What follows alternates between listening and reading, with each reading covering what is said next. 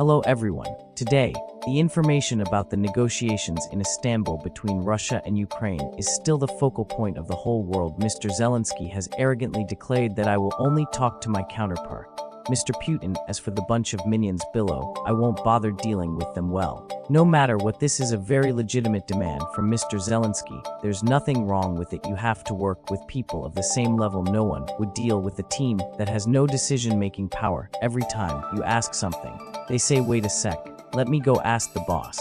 That's a dead end. But the most bizarre thing in these negotiations is that Mr. Donald Trump also wants to jump in for the fun. Specifically, just recently, Mr. Trump stated that I'm having a lot of meetings, I'm super busy, but I might have to make time to fly to Istanbul. Don't underestimate the meeting on May 15th coming up in Turkey.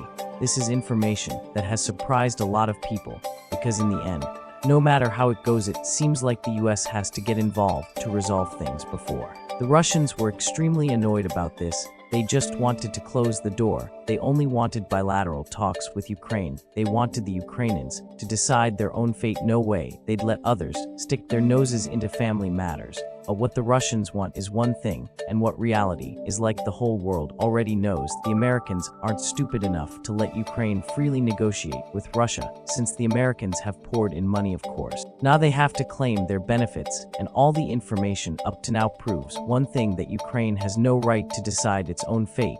The most bitter part is probably Europe. 3 prime ministers, as well as the presidents of France, UK, and Germany just the other day got caught in a rumor about getting high on a train. Just the other day, went to Ukraine to discuss things for years.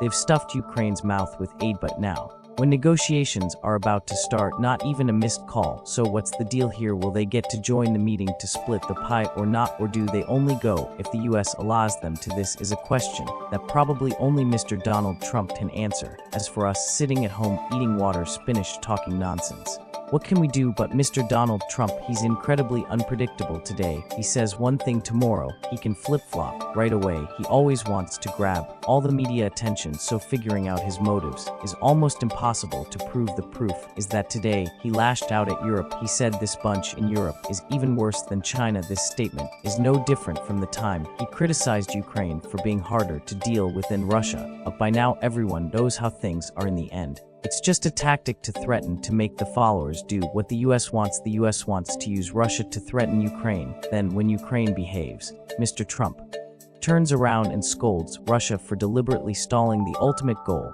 is to make both countries follow the script he's laid out. So trusting Mr. Donald Trump's words is like pouring out your seed grain to eat. The question is, what's the motive behind these statements from Mr. Donald Trump? Why does he bash his allies so enthusiastically? According to experts, this is just Trump's negotiating style of divide and conquer. He's not foolish enough to go around badmouthing every country like that. The biggest adversaries of the US are still Russia and China, so the US will do everything to sit down and negotiate separately with these two countries, hawk until they're exhausted, negotiate with these two countries, and when they step out of the meeting room, the US will curse their allies like a slap in the face. The US always acts super serious, like those bosses who just came back from a provincial meeting. I'm telling you, just met with the big shots. Got it. The situation is super tense. It's serious. The big shots agreed to this and that.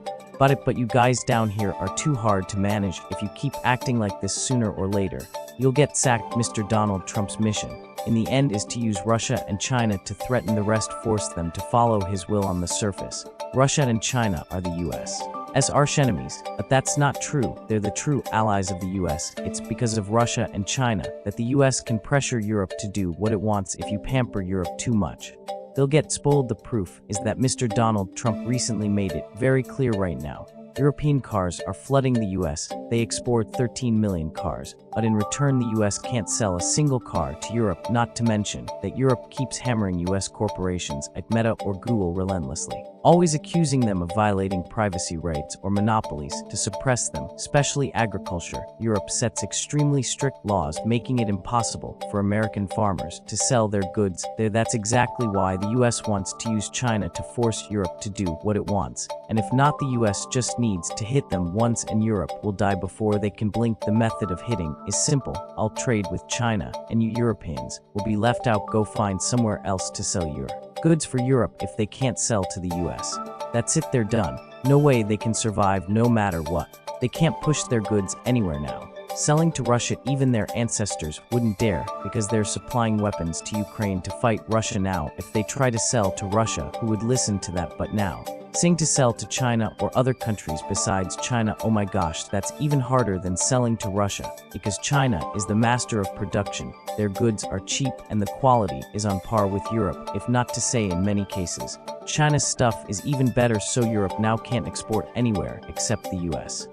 Just leave the US for a second and Chinese goods will crush them in one blow. That's why Europe has no choice but to obey the US. It's understandable sometimes they want to argue, but as soon as they open their mouths, US uses China and Russia to slap them. It hurts so bad, there's nowhere to hide. One is used to punch Europe's economy, other to punch Europe's military. Oh my gosh. And this moment is exactly the time when Europe has to take the punches, because you guys are too cheeky. Your crime is that you're discussing a plan to rearm, reduce military dependence on the US. No way. The US will let that slide. This is the monopoly the US has set up for Europe, so there's no escaping the heat. The US always uses both the stick and the carrot to shape Europe to its will. Act stubborn, and you'll get a beating right away. The position the US wants is that you have to kiss its butt to beg for its blessings. Got it? Europe, there's no way Europe can demand to break away, be economically and militarily independent, and sit as equals to negotiate with the US. Never in a million years will the US let that happen.